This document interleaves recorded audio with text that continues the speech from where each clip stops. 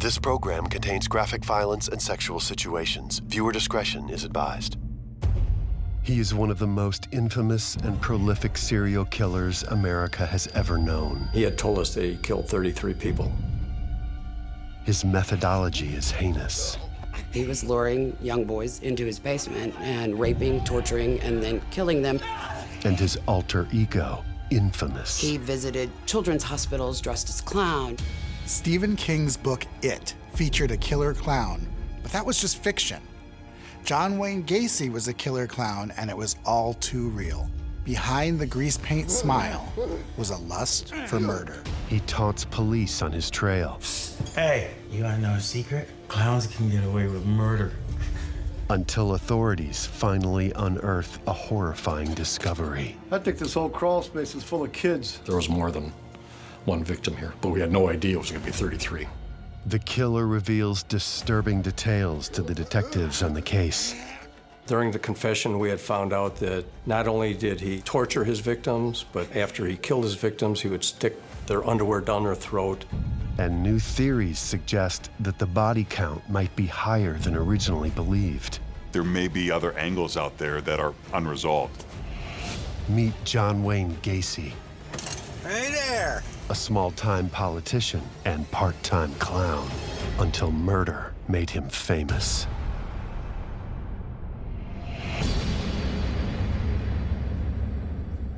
When numerous bodies were found underneath John Wayne Gacy's home, the media was on the scene to report every grisly detail. And that was the headlines for every day is second, third body, eighth body. Things took an even stranger turn when it was revealed that the man behind the murders would frequently dress as a clown and entertain children. John Wayne Gacy is part of the reason why many people have coulrophobia, a fear of clowns.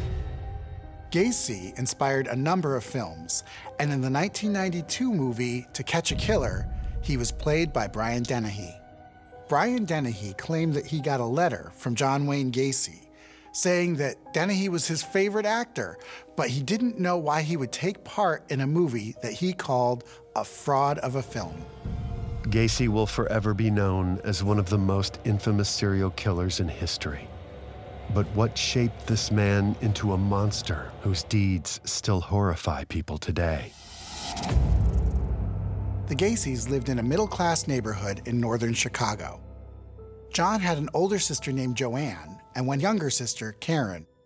Gacy Sr. was kind of a tough Polish guy growing up in Chicago, and he drank a lot. There were stories where he would go down into the basement and drink brandy, and that's the way he would deal with his problems. Nightly dinners keep the Gacy children on pins and needles.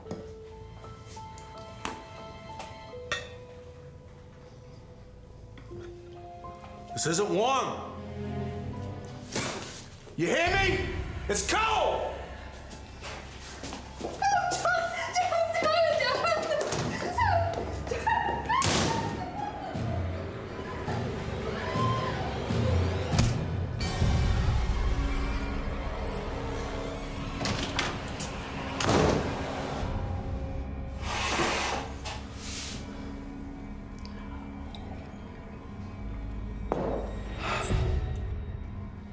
Eat. Eat. His father, it was well known, was horribly physically abusive, was verbally abusive, very denigrating to the young John Wayne Gacy. John's father had a temper, and John would catch the worst of it if his father ever thought he was doing girl activities. Gacy's father wanted him to go and play ball or play football, and young John Wayne Gacy wanted to stay home and cook with his sisters or go garden with his mom. What, are you gardening again? Didn't I tell you that's for sissies? He would become outraged when he would see Gacy interested in anything like either flowers or fashion, you know, anything that wasn't manly. John does his best to please his father, so the 12-year-old joins the Boy Scouts. However, young John already has some secrets that come to light when his mother makes a startling discovery. John? John, what are you doing over there?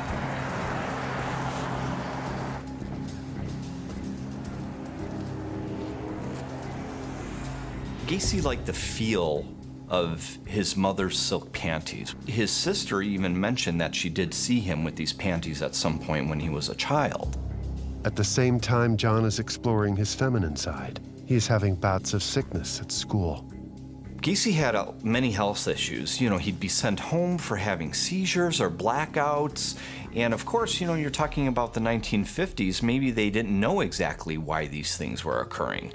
I feel they were primarily because of his father's beating him, hitting him on the head, smacking him in the head, possibly hitting him in the head with a wooden board, which was told at one point. So he had a lot of these medical issues. So if he was ever sent home, anything that was outside of his father's range of what he thought his son should be as an optimal masculine man, he would come after him and either beat him or berate him because of these things, even if it wasn't his fault, even if it was a seizure or one of these blackouts he had. By 1964, 22-year-old Gacy is working as a shoe salesman and becomes active in the community by joining the local chapter of the JCs. Gacy wanted to become a prominent member of the community. With serial killers, you find that they exemplify this triad of power, domination, and control. Gacy might have done this as an allusion to actually help the community, but in reality, it was him trying to have this sense of power and being in control of these different campaigns that he started. He meets a shy bookkeeper named Marlon. Marlon's family was better off than the Gacys, and her father owned 3 Kentucky Fried Chicken restaurants. Gacy allegedly saw this as a way to get ahead. After less than a year of dating, they marry in September of 1964. John Wayne Gacy's father-in-law felt something was off about Gacy, and he tried to persuade her as much as he could not to marry him. 1965 proves to be a banner year for Gacy. The JCs honor him as Man of the Year, and his wife, Marlon, becomes pregnant with their first child. Then in February 1966, while Marlon is in the hospital in labor, Gacy goes out to a bar to celebrate with a colleague. What do you think? Should we buy him a couple drinks, see what happens? John, your approach to getting laid is all wrong. At best, you've got a 50-50 chance of finding a girl and getting laid. You see, if you strike out with a woman, you just get yourself a man. Gacy allegedly accompanies his friend home.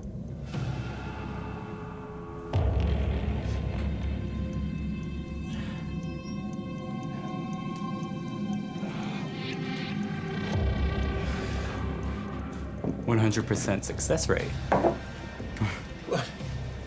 What are you doing? No. And this is Gacy's first homosexual encounter. After Gacy's first encounter with a man, he heads to the hospital to be with his wife and firstborn. Gacy was really affectionate with his newborn son, and that's not something he learned from his dad. Being a father seemed to come really naturally to him. John gains the one thing he always wanted in life. When Gacy, through marriage, achieved the things that he achieved, for the first time in his life, I think he finally got a little bit of approval from his father, and therefore that approval translated for Gacy into love and a feeling like he mattered. Later, in 1966, John and Marlon moved to Waterloo, Iowa, about 100 miles outside of Des Moines. John Wayne Gacy's father-in-law offered him a management job at the KFC in Iowa. This gave Gacy the opportunity to have a position of power, and he wanted everyone to refer to him as Colonel, which they did. Gacy also joined the local JCs in Waterloo, and he rose up in the ranks really quickly, becoming the chairman of the membership drive. John takes his new role very seriously and is committed to growing the JC's membership. In order to bring in new members, Gacy would invite other men to these parties where there would be prostitutes, and by hosting these orgies at hotels and showing stag films to the other males involved with the JCs, Gacy shows his own importance, and he's the cool guy now, so he's the friend of these other males. And again, this gives him this sense of importance and prominence with the other members of the Jaycees. Providing sexual favors gives Gacy a notoriety that allows him to sign up 20 new members in one evening. Gacy even wins a vice president position with the Waterloo Jaycees in 1967. Gacy and wife Marlon welcome their second child that same year. Gacy appears to be a normal family man, but he has hidden desires. When Gacy worked at the KFC, he had access to a huge pool of potential victims. Gacy whets his sexual appetite by preying on innocent young men he hires for odd jobs. 15-year-old Donald Voorhees, the son of a prominent local politician, is one of those boys. Because, of course, he was in charge of hiring new workers. And who would he hire? Mostly these young men. And these young men, if they weren't working there at the KFC with him, they would be helping him possibly with other projects. Yeah, it's, you know, just doing a little bit of research for the sex education committee that I'm part of. That might sound good. Okay. Yeah? Gacy started what he called these experiments with one of his victims, Donald Voorhees. He was only 15 years old. Gacy then, treating him probably more like an adult than anyone in Donald's life was treating him. At the same time, Gacy's introducing him to alcohol and probably hard liquor. And then you throw on top of it, Gacy offering him $50 to perform oral sex. $50 in 1970 would have seemed like a fortune. By 1968, John Wayne Gacy has begun luring young boys into his home and paying them in return for sexual favors. One of Gacy's young victims was named Donald Voorhees, and he came from a very influential family. In March 1968, Donald comes clean to his father, an Iowa senator, when Gacy's name is mentioned. So, how is it working for John Gacy? Fine, I guess. He wants me to be his campaign manager, but I'm kind of on the fence. Dad, I really don't think that that's a good idea. Why? Voorhees felt uncomfortable enough that he confessed to his father what Gacy had been doing to him. Donald and his father then went to the police, and they arrested Gacy for sodomy. Gacy takes 2 polygraph tests and says that he hasn't engaged in homosexual activity. The polygraph results show otherwise. Gacy is arrested and charged with sodomy. He is sentenced to 10 years in prison in Anamosa State Penitentiary. Gacy's world is crumbling as his wife, Marlon, threatens to leave him. I'm not agreeing to a divorce. Your father's telling you lies. Gacy reportedly never sees his wife or children again. In prison, Gacy is very social, even singing in the prison choir and becoming the head chef. He was considered the model inmate. He got a job in the kitchen and was considered to be quite the prison cook. He did Bible study. He was very involved in activities. He glad-handed with the other inmates and made acquaintances and associates. Essentially, he followed all of the rules to the letter and did it better than anybody else, to such a degree that everybody kind of thought, well, he made a bad decision and we're not going to punish him for the rest of his life over it, so we're going to go ahead and let him out. While Gacy was in prison, he was evaluated by a prison psychologist, and that psychologist said he most likely would not be committing any further antisocial acts in the future. So because of the recommendation of the psychologist, Gacy was released early, 2 years out of the 10-year prison sentence. He only served 2 years. On June 18th, 1970, John Wayne Gacy is released from prison after serving less than 2 years. He moves back to Chicago, and in with his mother, he joins the local chapter of the Jaycees. When Gacy returned to Chicago, he started a construction company called PDM, and his primary employment source were boys between the ages of, say, 14 and 25. In May of 1971, John is dating Carol Hoff, a divorcee and mother of 2 daughters. After a brief courtship, Carol and her daughters move in with Gacy. This is part of the serial killer duality, where he was kind to her daughters. They called him daddy. They accepted him as their father. Doting family man or not, John Wayne Gacy has a secret sex life, one that he indulges by picking up young men.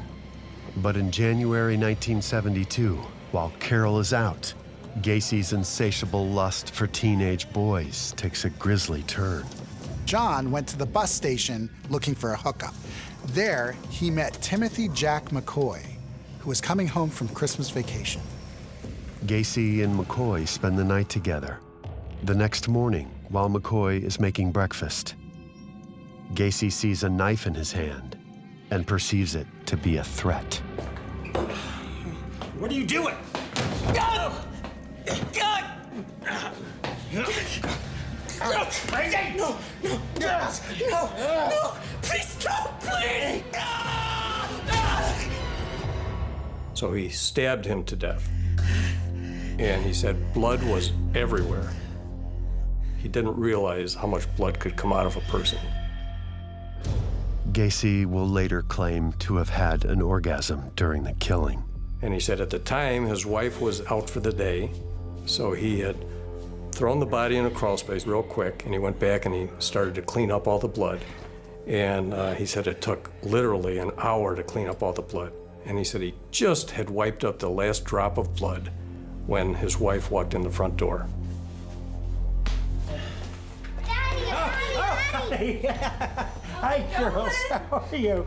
Oh, it's so good to see you. Did you just clean the kitchen? I sure did. So sweet. I'm glad you're home. Oh, it's good to see you. It's good to see you. I'm gonna go play with those girls. All right, girls, coming to get you. Carol has no clue that John has just committed a murder. The couple marries in July 1972. By marrying Carol and sort of restarting that process, it then, I think he hoped, would give him a chance to acquire back all that had been taken from him during his incarceration. But it doesn't take long for Carol to catch on to Gacy's odd behaviors. Eventually, Carol sees evidence that Gacy was having sex and possibly, doing other things with young men.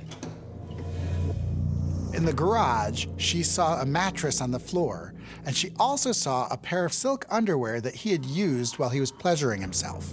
They apparently reminded him of his mother's.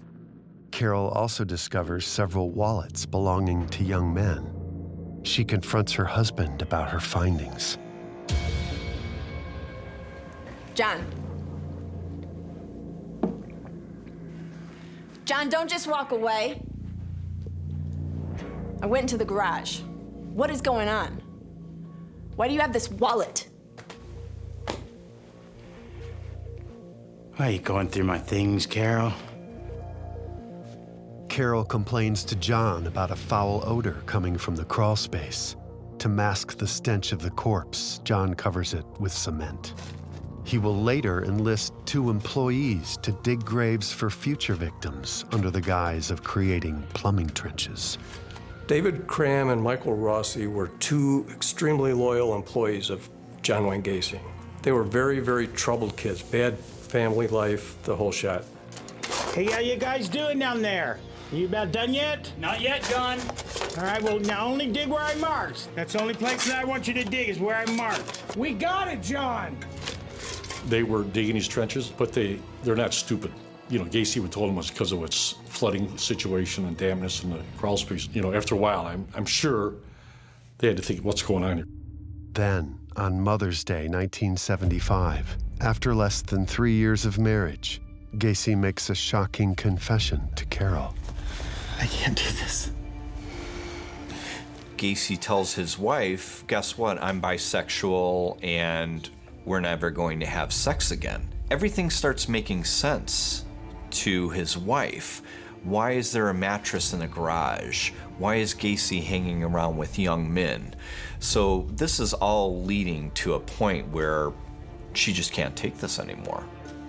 Gacy and Carol's divorce is finalized in 1976.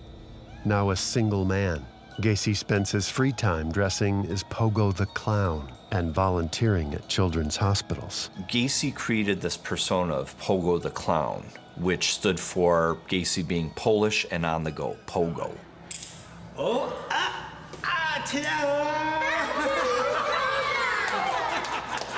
The magic tricks and dressing up as a clown gave him almost a way to recreate his childhood and to do nice things for these kids. It was, I think, all a part of the smoke and mirrors that was his life. I want you to look over here so that you don't see what's happening back here.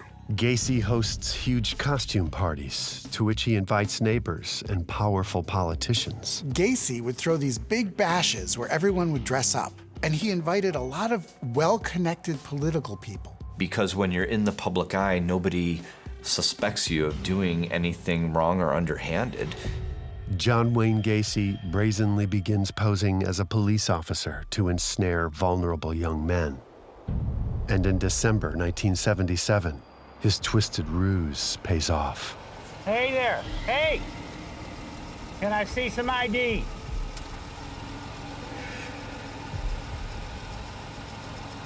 Get in the car, blow your head off.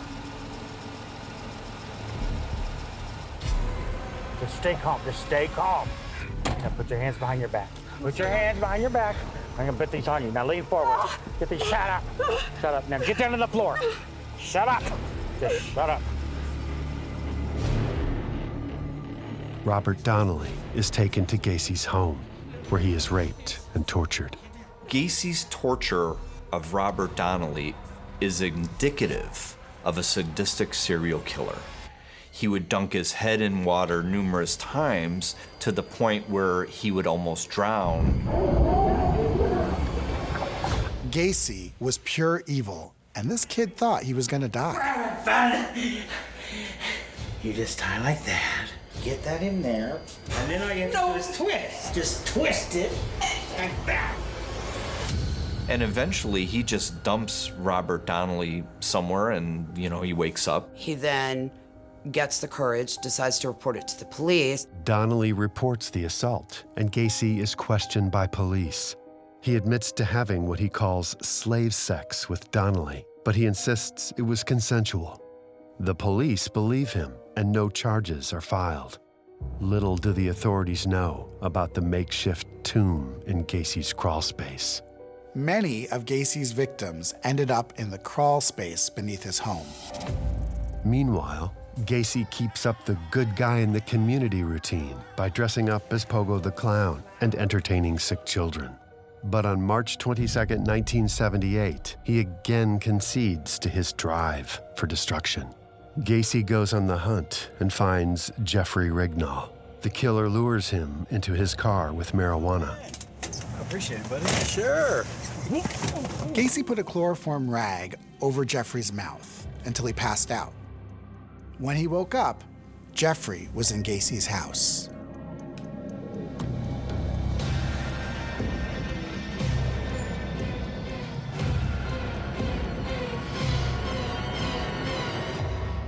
In between assaults, Jeffrey Rignall comes to and notices another man in the room. This strange mystery will resurface decades later.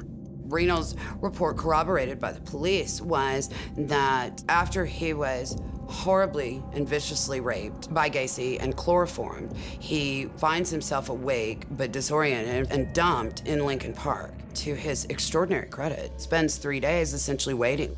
Rignall spots Gacy's car, and he follows it to Gacy's home.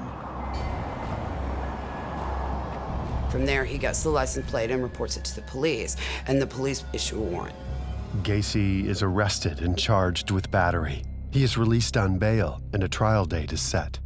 In the meantime, Gacy begins working for the Democratic Party as a precinct captain, where he coordinates events for the community and even meets First Lady Rosalind Carter. Here was a guy who was active in his community. He even had his picture taken with First Lady Rosalind Carter. No one knew that he had a double life that included murder. And the interesting thing about the picture of him with Rosalind Carter is that he had his Secret Service pin on his lapel. That pin enabled him to get close to the president, which he shouldn't have been able to get because he was a convicted felon. He's living this lie out in the open. On December 11th, 1978, John Wayne Gacy meets with the owners of Nissan Pharmacy in a Chicago suburb to discuss construction work. Gacy went into the pharmacy and gave the owners a bid. And that's where he saw Rob Piest. Rob had overheard Gacy talking about how much he paid high schoolers to work for him, and it was more than he was making at the pharmacy. Outside, Gacy sees the young employee taking out the trash and strikes up a conversation. Gacy tells Rob Piest that he'd like to hire him, but it's Rob's mom's birthday, and she's just come to pick him up from work. Hey, Mom. Mom, this contractor wants to see me about a job. Yeah, I'll just look around a bit. Hey, when I'm done, we can go home and do your birthday. While his mother waits inside the drugstore, Rob goes to Gacy's nearby home to discuss the job. Do.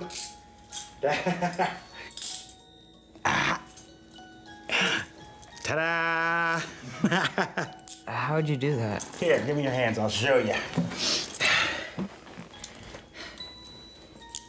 Get that one on.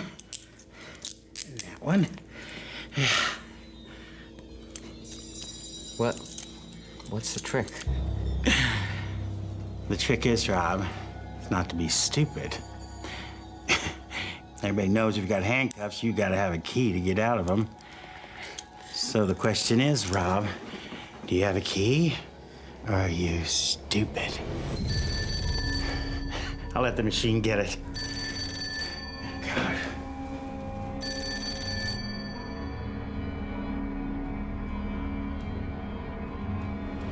That was your folks down at the pharmacy.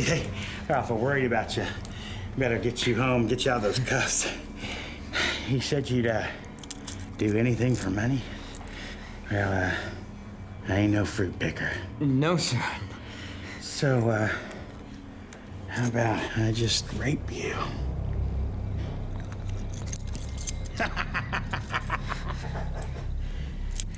thought you were gonna kill me, Mr. Gacy. How about I just show you one more trick for the road? This is a fun one. See, you put this on, and then you try that, and then you just twist, see?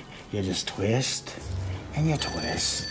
Gacy's phone continues to ring while Rob Piest takes his last breaths. The final phone call was from Gacy's aunt, who said that his uncle was about to die at any moment. So Gacy left Rob Piest there and went to the hospital. The Piest family is gravely concerned and search all night long for Rob while his mother sits by the phone. I'd like to file a missing persons report, please. My son. Missing persons at that time was a little bit more common. The 70s was a little bit more, kids were running off. And a lot of times, if any kind of a kid had a little background to him or something, he wasn't even put in a computer right away. Rob Piest, give credit to the initial officer that took the report, and then they got onto it right away and immediately got the opinion that this kid was a good kid and everything going for him, so he wouldn't run away. The police pull up Gacy's arrest records based on his past history of sexual violence. They go to question him. There's a clown. Hi, how you doing? We'd like some help about a missing juvenile that was last seen at the pharmacy you were at last night. Oh yeah, I was down at the pharmacy for some work. I seen a couple boys, but that's it. I had to leave and get down there to the hospital where my dying uncle was, and I didn't make it in time. He passed away. But since you were one of the last people to see Rob Piest alive, I'm gonna need you to come down to the station and fill out a witness form. I can't go down there. I got stuff to do. I'll come by later. I'll come by there. Gacy took Rob Piest's body and wrapped it in an orange rug. He put it in his Oldsmobile and drove to the river to dispose of his body. In the meantime, police discover Gacy's earlier conviction for sodomy, so they search for evidence that could link him to Rob Piest's disappearance. After our first search warrant, we found about 3 driver's licenses out of his bedroom that came back to young men who, when we did a little research, we found out that they were reported as missing persons, and some of them had worked for John Wayne Gacy. So that was pretty disturbing to us. We felt that there were probably at least 2 or 3 other homicides besides our victim. Police find no signs of Rob Piest, but they do find a receipt that belongs to him. So they place Gacy on 24-hour surveillance. Gacy managed to evade the first surveillance team when Dave Hackmeister and Mike Albrecht got the assignment to search for Rob Piest. Early on, we determined that John Wayne Gacy had probably been involved in his disappearance. Although we didn't know Rob Piest personally, we grew to know him through the investigation. We all had photos of him. You know, we felt like he was part of our family. When we first started off watching Gacy, we were hoping we were going to find Rob Piest within the next day or so alive. Police don't know that Gacy is responsible for murdering over 30 young men. But because they're determined to solve the Rob Piest case, they begin interviewing Gacy's associates, one of them his ex-wife. Gacy's ex-wife Carol told them about a kid who used to work for him named John Bukovich, and how when he stopped coming around, Gacy told her that he'd run away from home. Teenager John Bukovich will later be found dead under Gacy's garage. But until the discovery, police question as many of Gacy's employees as possible, including David Cram. Did you ever notice anything unusual or suspicious around Gacy's home or property? He had a couple of wallets in his garage with identification still in them. One license was still valid, I think, with a year left on it. He said they belonged to some people that were deceased. Would you repeat that? Deceased. No longer living. Did you ever ask him how he knew that? No. Has Mr. Gacy ever shown you any jewelry? John gave me a couple watches after I was late a few times. He was digging through a box of jewelry and handed them to me, saying you have no excuse to be late anymore. Another employee of Gacy's, named Michael Rossi, tells police that a 17-year-old teen, Greg Godzik, disappeared about a week after he started working for Gacy. David Cram and Michael Rossi, I always had the feelings that they at least knew of the murders. These kids were street smart. You know, I don't know how they could not know that Gacy was doing some bad things. During a search of Gacy's house, police discover a class ring belonging to a missing 19-year-old named John Zick. The evidence is piling up. Rob Piest has been missing for approximately 5 days, and detectives know that they can't let John Wayne Gacy out of their sight. The John Wayne Gacy investigation was very unique. It was not a covert surveillance, it was an overt surveillance, meaning he knew we were the police, he knew we were following him. The first time I met Gacy, we started a conversation. He was kind of a braggart at the time. Hey, you with the feds or what? No. We're the Des Plaines Police Department. We're on a missing persons investigation. Well, I don't know why you're following me. I'm a clown. I'm a registered clown. Say, you wanna know a secret? Clowns can get away with murder. He definitely said clowns can get away with murder. John Wayne Gacy is a suspect in the disappearance of several young men. But he files a temporary restraining order against the police that threatens to hamper their investigation. On December 19th, 1978, 8 days after Rob Piest's disappearance, detectives get the break in the case they've been hoping for. Detectives determined that the photo receipt that they obtained from the first search warrant had been in Rob Piest's pocket the night he disappeared, which proved that Rob Piest had been in Gacy's house. And that was enough for them to get a second, more thorough search warrant. While officers wait for the search warrant to be issued, the surveillance team tails Gacy. We didn't want to get too friendly with him, so we just decided that we wouldn't go into his house. On the other hand, the other team was okay with it, and they did in fact go in there, and it actually played out very well for her investigation. When Ron Robinson and Bob Schultz, the other team, had been following Gacy, they were actually invited in by John. While he was in the washroom, the heat kicks on, and he said as soon as the heat kicked on, he got this really bad smell. Oh my God. And he says right away, he equated that smell to the county morgue. They're in the crawl space! He said the hair went up on the back of his neck. But police are unable to search Gacy's house until a second search warrant is issued. So the next night, the surveillance team follows Gacy to his attorney's office.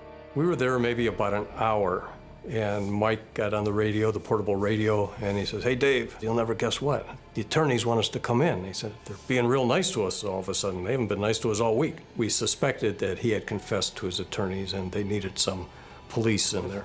I didn't mean to. The first kid, he had a knife in my kitchen, and I thought he was going to kill me. They looked really nervous, and that led cops to suspect that maybe he had confessed to the murders right before they got there. It just confirmed the fact to us that they were scared to death and that this guy had to have confessed. Yo, we're glad you guys are here. Don't let him go. So the attorneys actually said to us, "Hey, if he tries to flee, block his car and shoot his tires out if you have to. But whatever you do, don't let him go."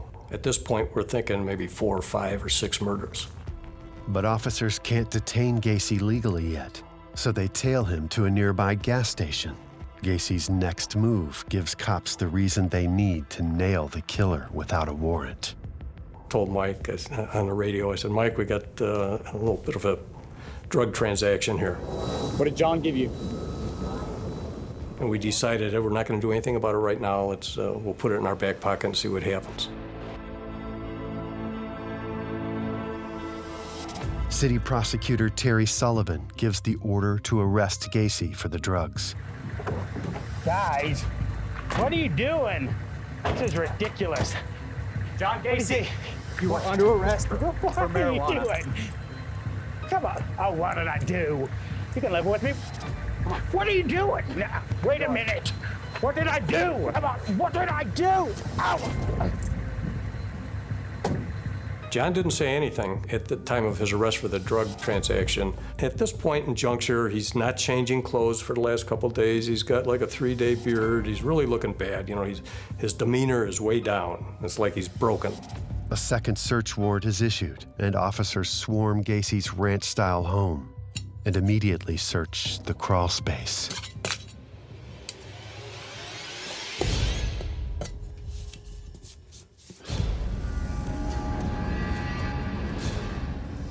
Charge him. Is it Piest? No. This body's been here too long. I think this whole crawl space is full of kids. At that point, I placed Gacy under arrest for murder. Gacy makes a full confession. John's reaction to a murder charge, unbelievably, was pretty stoic. Gacy confessed to killing kid after kid, but he always blamed the victim. In all, Gacy admits to killing 33 young men and disposing of their bodies. After he killed his victims, he would stick their underwear down their throat, and he actually buried 27 bodies in the crawl space below his house. John Bukovich was under the cement in the garage, and Rob Piest, along with others, were dumped in the river. And many times he said he killed 2 at a time. He would get 2 people incapacitated and kill one young man in front of the other one. And then he would kill the second person. Why?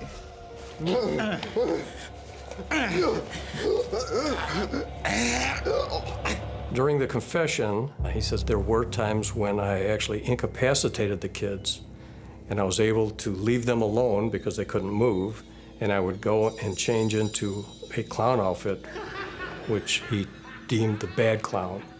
And it was a very disturbing looking clown. And he said he would torture the kids a little bit more. And then, as dressed up as the bad clown, he would kill them. The rope trick was that he would tie one little very loose knot around the neck. He would have a stick. And then just on the other side of the stick, he would tie another very loose knot, and the stick was long enough to go between the shoulder and the head of the victim, and he would just start twisting it to compress around the neck and basically strangle the victim. One of the statements he gave to me was that, you know, Mike, I'm not going to spend a day in jail for this. he was going to use an insanity defense. Surprised, and he asked me about Gacy and his mental status. I don't think Gacy was crazy at all. He was just plain evil. On December 22nd, 1978, John Wayne Gacy confesses to police that within the last 6 years, he has killed more than 30 young men and boys. The frigid Chicago winter weather can't keep the hordes of media outlets from staking out John Wayne Gacy's house. Every day brings new headlines and startling revelations. You know, there was another body discovered, or another body is brought out, or 3 bodies were brought out. And every night they had a situation where they were doing the tallies. Gacy draws a map of the crawl space where bodies can be found. The excavation only pauses when the ground becomes too frozen to dig. We went through 200 sets of dental records. So it was a mass undertaking, and every week we would get another 3 or 4 or 5, and we'd have to go ahead and make a decision whether these were consistent and possible identifications. On April 9th, 1979, a body is found floating in the Des Plaines River. It is positively identified as Rob Piest. Gacy pleads not guilty by reason of insanity to 33 counts of murder. Due to the media attention in the Chicagoland area, finding an impartial jury for Gacy's trial is a challenge. As a result, the jury is selected from the northern Illinois city of Rockford. 2 witnesses who testify against John Wayne Gacy are surviving victims Robert Donnelly and Jeffrey Rignall. It was a brutal trial. Donnelly and Jeff Rignall both took the stand, and Rignall was so upset during his testimony that he vomited. After only 2 hours of deliberation, the jury returns with a verdict, guilty on all counts. John Wayne Gacy is sentenced to death. The trial was so emotional that everyone was crying at the end. The judge, the jurors, everyone but John Wayne Gacy. I never hated Gacy, but I sure wanted him to get the death penalty. If he didn't get the death penalty, then nobody should get it. Gacy continues to garner media attention while incarcerated. In prison, Gacy began to paint, and this morbid market for his paintings began. Gacy's execution, scheduled on May 10, 1994, draws crowds. Inside the prison, John Wayne Gacy eats his last meal of Kentucky Fried Chicken and is then escorted to the death chamber. Gacy is then executed via lethal injection. Gacy's final words were, "Kiss my ass." One of the mothers of one of the victims, Greg Godzik's mother, she died before Gacy did. And that was kind of hard to take. She never, satisfaction, whatever you want to call it, was able to see Gacy actually suffer for what he did to her. It's been decades since his heinous crimes, and to this day, there are bodies that have not yet been identified. As people continue to investigate the John Wayne Gacy case, there is potential evidence that suggests Gacy didn't act alone. Gacy does mention there were others who had keys to his place. It seems unlikely that all these bodies can be buried under his house and these workers not know anything about it. Likewise, there is speculation that Gacy possibly buried victims' bodies underneath the apartment building where his mother lived. I got involved in the case because a retired detective had a story that I thought was interesting and said that he had seen John Wayne Gacy at 3 in the morning with a shovel. And I talked to a kid who had worked for John Wayne Gacy. I talked to a neighbor, and they had similar stories that Gacy was digging holes in the middle of the night, which seemed very odd at this apartment building. Decades later, the investigation lingers as families of the missing continue to hope for answers. There are some people who would like to see that property be dug up to just know once and for all if there are any other victims buried there. I'm not sure we'll ever get all the answers, but it makes you want to push to find some of these answers to at least try and get some closure for some families.